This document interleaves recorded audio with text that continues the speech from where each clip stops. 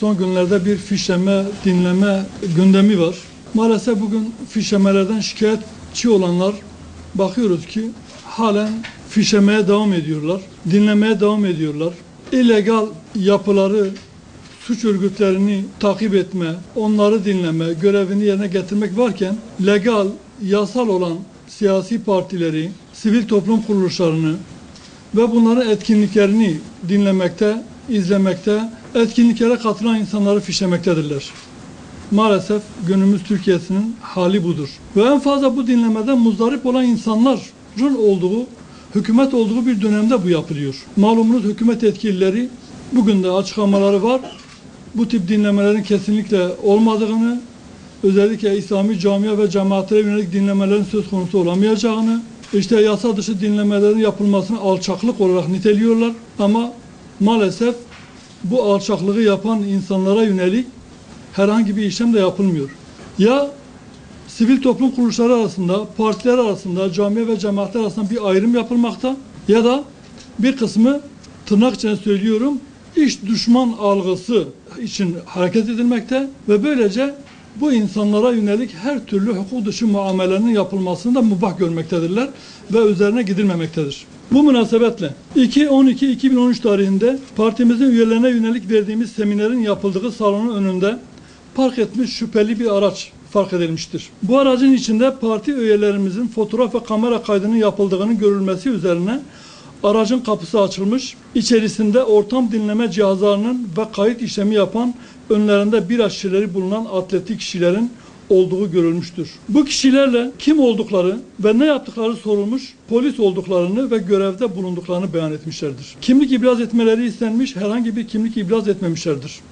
Şahıslar görevli olduklarına dair de bir belge ibraz edememişlerdir. Çevrede bulunanlar tarafından şüpheli şahısların olay yerinden kaçmaları engellenmiş ve parti yetkililerine haber verilmiştir. Partimizin yetkililerine de herhangi bir kimlik ve belge ibraz etmeyen bu kişiler hakkında işlem yapılması için 155 aranarak resmi polislerin olaya müdahil olması sağlanmıştır. İntikal eden resmi görevliler şüphelilerle görüştükten sonra gelen resmi ekibin amiri bu şahısları tanıdığını, polis olduklarını beyan etmiştir. Parti yetkililerinin şikayetçi olduklarını belirtmesine ve konuyla alakalı tutanak tutulmasını talep etmelerine rağmen şahıslar hakkında herhangi bir işlem yapılmadan gitmelerine izin verilmiştir. Bilahare olay yerine gelen başka bir emniyet amiri başlangıçta şüpheli şahısları tanımadıklarını, olay mahallinde şüpheli kimsenin de bulunmaması nedeniyle işlem de yapamayacaklarını belirterek olayı kapatmak istemişlerdir. Parti yetkililerinin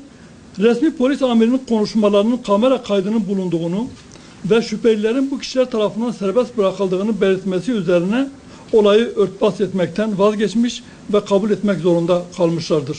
Yasa dışı dinleme yapan üyelerimizi foto ve kamera ile kayda alıp fişleyen bu kişilerin polis oldukları kabul edilmiş fakat yasal işlem yapılmayarak serbest bırakılarak suça ortak olunmuştur. Kolluğun hukuk dışı uygulamalarına yıllardır maruz kalmaktayız. Bu yeni değil. Sürekli bunların komplolarına maruz kalmışız.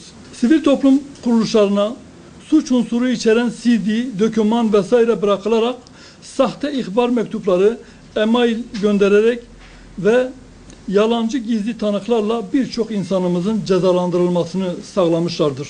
Geçtiğimiz aylarda yine Diyarbakır'da tanınan bir şahsiyetin kızı olan mütedeyyin bir bayanın kaçırılması girişiminde bulunulmuştur. Taciz ve kaçırma girişiminde bulunan kişiler de kendilerini polis diye tanıtmış, bayanın avukatları çağırması üzerine olay yerinden kaçmışlardır. Bu olayda soruşturma yapan görevliler tarafından örtbas edilmek istenmişti. Batman'da parti tanıtım çalışması yapan üyelerimize yönelik saldırının faillerine karşı harekete geçmeyen polis, daha sonra o mahalde meydana gelen bir öldürme olayını sahte ihbar telefonları ve temin edilen yalancı tanık beyanı ile parti üyemiz bir şahsı tutuklatmıştı. Partimize yönelik hiçbir olayın failini bulmayan ve bulmak için de kılını kıpırdatmayanlar partimize komplo kurmakta ve kurulan komploya alet olmaktadırlar. Batman'daki ölüm olayının partimize yıkılıp kendilerince hedef haline getirenler bazı teşkilatlarımızın yöneticilerine gidip kendilerine suikast girişiminde bulunacağı istihbari bilgisi aldıklarını, kendilerini korumak için tedbir almaları gerektiğini söylemektedirler.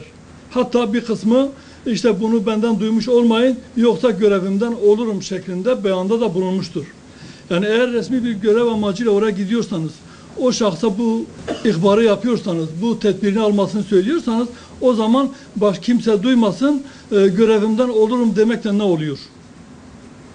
Bu tamamen işin içinde başka şeyler olduğunu göstermektedir. Madem bu bilgi doğru ise o zaman neden saldırganları değil de bizleri takip edip dinliyorsunuz? Yoksa bu kurulan tuzağın, oyunun bir parçası mı bu da?